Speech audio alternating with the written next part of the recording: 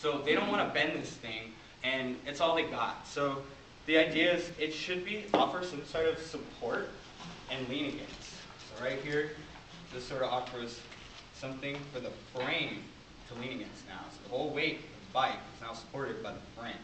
So step one, don't even have anything that's going to just support the whole bike or the front end.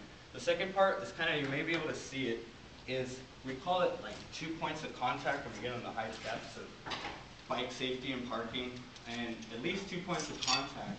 And what that is the key range. You should offer a looping system and a key range, and it's right here. And Orange Coast College actually is what stimulated this idea, and they have a really cool rack that has a little loop in about the same range. It's just a little different looking. So 2 points of contact touches the bike here and right here, and even over here. So the idea behind that is 2 or more points of contact, 2 or 3 points of contact allows for more stability, because sometimes bike racks are just a pull, and they're teetering, they're about to fall, and it's someone blows on it or looks at it, it's going to fall over. So 2 points of contact offer more stability and more options to lock to. So now that's 2. Then the other part is any rack you choose should allow it to, when you put it on there, that you can take a U-lock. So it should be compatible with one of these. So I passed out the cable locks, and I'll pass out why we don't do cable locks. I got lucky, and maybe if I was one of these guys, I would have just kicked chocks and been angry like every other student. And I have hundreds, they're everywhere. When you see them, they're everywhere. So this is why we don't use cable locks, is they just get cut through. You give the thief a free bike, actually. An easy steal. So you try to encourage U-locks, period.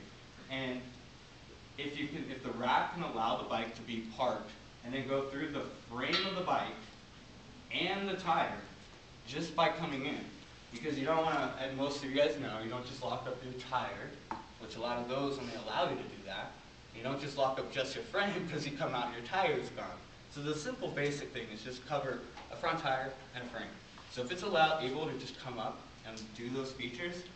Now the last thing, and it's not a necessity as much as the first 3, is the wheel well. A wheel well helps that pivoting, like I said, that's on this backside. As you would see here, it wouldn't have a wheel well. But this design allows the bike to come up here because you would put it up really tight. When you lock the bike to it, it pins it to it, so it won't really go anywhere anyways. That's why it's cool having all these extra spaces to lock to, because you can get your locking really tight. So it's not, your wave rack sort of offers a looseness, and then it just slides around in the wave racks that I mentioned earlier. So that's what goes into bicycle parking. And basically, that's how you would lock it, is that simple feature. So some people, if they even wanted to, they could back in their back tire, take off their front tire, put it on the back, and they could still basically make it crazy safe if they want to. But the idea is they're given that option now. We're actually going, hey, we offer the bicycle parking now. We're looking after you guys, Now you just need to know how to properly lock it up. This all basically started when I almost nearly had my bike stolen, and there's a lot of cool, basically little tricks that I've created and ideas that I've created that can get me support to make what's happening on my college campus happen. And through the last years, they've given me a chance to become basically the bicycle coordinator. And I'm going to be developing a plan, what they call, some of you guys may know of, bicycle master plans. And so getting racks like this, it's not just where the rack is, like I said, it's about building the culture. So it requires things like websites, having a link off of a website, and very informational for your students to know everything I just taught you. Use a U-lock if you can. Bike theft is big on our campus. Be aware of it. So website, another cool thing is the issue is funding, right? So cool, we need a bunch of signs, we need a bunch of racks, we need to put them here, maybe we need to put in some lanes. Where are we getting the money for it? Well, I've actually created some cool ideas too, where a lot of the businesses in the local community are loving any type of relationship they can make with the campus. It just requires someone proactive enough to go find those businesses, and bike shops specifically. So what I've done is I'm in the stage of working with a bike shop, and I'm going to approach several bike shops, and the idea is having the bike racks donated. So the idea of donating bike racks. So you go to a bike shop, because a lot of the students on campus don't even know where the local bike shop is. They're come from, in my specific location, Huntington Beach. Oh, I live in Anaheim. Oh, I live over here, Costa Mesa. I don't know anything in Huntington Beach. And it's you go here and you ride here, you're like, what if you get a flat tire? I asked that, I said, what if you get a flat tire? He's like, I don't know, call a buddy and go by Target. That's not what should happen. If they're bike riders, we should look after them. And how cool would it be if you had like all your like local bike shops actually plastered on all your bike racks, and that helped with your funding. There's also other little ideas that I've been working on to get the campus sort of this funding. The guy who kind of kick-started it donated the racks, which helped. So there's a lot of different things. I've worked really hard with the student body government, the administration, and now I've created a position for myself on campus. And I just wanted to take the opportunity to kind of highlight it to all of Region 8. And I know that this is a community college sort of crisis. I call it a crisis because no one cares about the bicycle riders, and they just, when they get their bike jacked, like there's no feeling like it.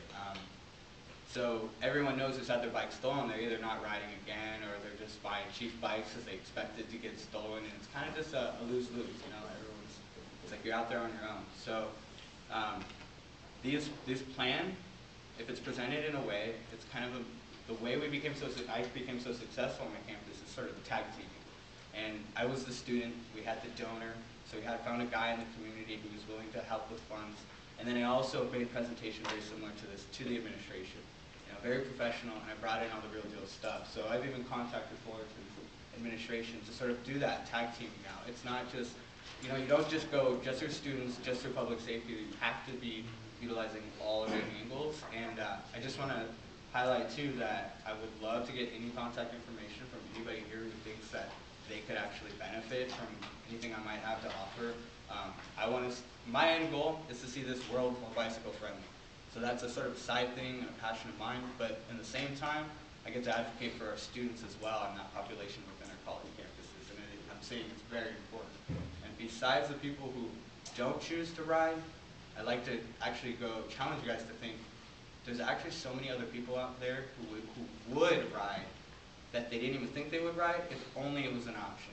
So now the people who are like, hey, you know, my New Year's resolution was to like lose 10 pounds. I'd start riding to school, but my bike's gonna get checked. They don't, you know, there's actually, besides the people who already do ride and are already the sweaty guys, there's almost double that who would almost consider to do it if they had the support, if they had a system, if they had like guidelines and there was policies that looked after bike riders and they actually talked to, you know, had signs out and looked after them. So it's a big thing to consider, and it really deals with, I was really happy to hear about all the environmental friendliness because it deals with the environment. There's so many sides to it. So support our poor college kids who choose to transport by bike, help our environment, and please, if you like anything you heard, I want to get any contact information. And I requested to have discussion at the end, so please, if you have anything, I'll just let you guys take it, and he'll let you know when I am. All right, before we start, firstly, thank you, Brandon, sincerely for that presentation. And this is really what this region's about as far as getting people, you know, not just delegates, but students from the colleges to come and present. So I really applaud him. This is one of the first major presentations that we've had. So thank you, Brandon, and thank you, Golden West, for having a good student at their college. So first, I'll open it up to questions and discussion, first from delegates, but then I'll get to everyone back there too, okay? So any first delegates, do you have questions or comments? Milady. What was the cost, like, after all the donations and stuff to the college? The cause of the donations? After the donations. The cost. The cost, you mean of the rack, and like what is the price of this? So this started off, we started off with sort of a local like company that's a fabricating company that they don't make bike racks, so they charge kind of more of an artistic price for this. This itself would be like just one, and it's made to lock up one bike, but the demand at Golden West College is so big